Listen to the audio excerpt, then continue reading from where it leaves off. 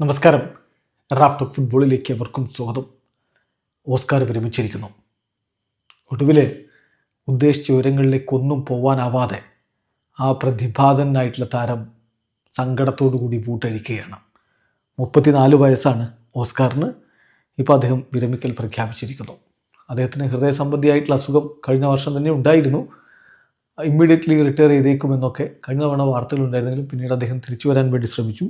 ഈ വർഷം ചില മത്സരങ്ങളിൽ അദ്ദേഹം അപ്പിയർ ചെയ്തു. പക്ഷേ അദ്ദേഹം മനസ്സിലാക്കുന്നു ഇനി തനിക്ക് കളി തുടരാൻ പറ്റില്ല, ശാരീരികമായിട്ട് പ്രശ്നങ്ങളുണ്ട്. അതോടുകൂടി അദ്ദേഹം വിരമിക്കൽ ഒഫീഷ്യലി പ്രഖ്യാപിച്ചിരിക്കുകയാണ്. അദ്ദേഹം ഒരൽപ്പം സങ്കടത്തോടു കൂടിയാണ് വിരമിക്കൽ പ്രഖ്യാപനം നടത്തുന്നത്. 34-ാമത്തെ വയസ്സിൽ വിരമിക്കുമ്പോൾ അദ്ദേഹത്തിൻ്റെ പ്രസ്താവന എങ്ങനെയാണ്: ഞാൻ കളി നിർത്താൻ വേണ്ടി തീരുമാനിച്ചിരിക്കുന്നു. എൻ്റെ ബോഡി, എൻ്റെ മൈൻഡ് എല്ലാം അതിനുള്ള സിഗ്നൽസാണ് തന്നത്. ഞാൻ സാവോപോളോയിലേക്ക് മടങ്ങിയെത്തിയത് വലിയ സ്വപ്നങ്ങളോടുകൂടിയായിരുന്നു. മേജർ ടൈറ്റിലുകൾ എന്നെ ഞാനാക്കി ക്ലബിനോടൊപ്പം നേടണമെന്ന് ഞാൻ ആഗ്രഹിച്ചു. ബട്ട് അൺഫോർച്ചുനേറ്റ്ലി ഞാൻ ഉദ്ദേശിച്ച പോലെ, ഞാൻ പ്ലാൻ ചെയ്ത പോലെ കാര്യങ്ങളൊന്നും നീങ്ങിയില്ല.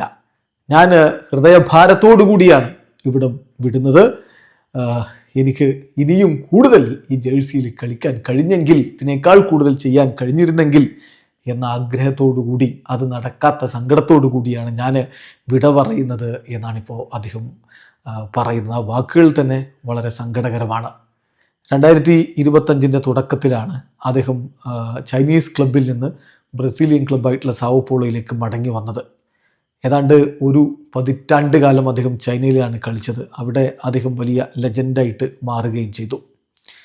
എന്നാൽ അതിന് ശേഷം 21 മത്സരങ്ങളാണ് 2025 അദ്ദേഹം സാവോപോളോക്ക് വേണ്ടി കളിച്ചത്. 2 ഗോളടിച്ചു, 5 അസിസ്റ്റുകളും നേടി. പക്ഷേ 2025 അവസാനത്തിൽ ഒരു റൂട്ടീൻ ചെക്കപ്പ് സമയത്താണ് അദ്ദേഹത്തിന് ഹൃദയത്തിന് പ്രശ്നങ്ങളുണ്ട് എന്ന് കണ്ടെത്തിയത്. അപ്പോൾ തന്നെ അദ്ദേഹം വിരമിച്ചേക്കും എന്ന തരത്തിലുള്ള വാർത്തകൾ വന്നെങ്കിലും അദ്ദേഹം 2026 മടങ്ങി വരാൻ വേണ്ടിയിട്ടുള്ള ശ്രമം നടത്തി.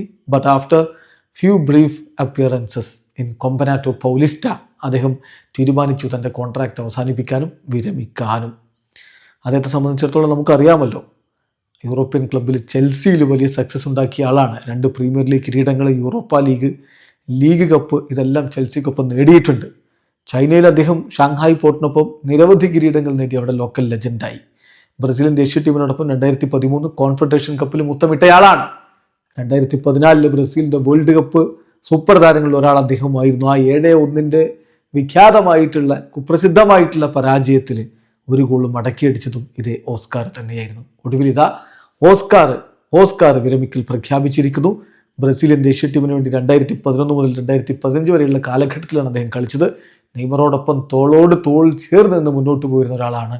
അദ്ദേഹം വിരമിച്ചിരിക്കുന്നു. 48 അന്താരാഷ്ട്ര മത്സരങ്ങൾ ബ്രസീലിന് വേണ്ടി കളിച്ച് 12 ഗോളുകൾ അദ്ദേഹം നേടിയിട്ടുണ്ടായിരുന്നു. വീഡിയോ അവസാനിക്കുന്നു. ഫുട്ബോൾ ലോകത്തെ കൂടുതൽ വിശേഷങ്ങളുമായി റാഫ് ടോക്സ് എത്താം.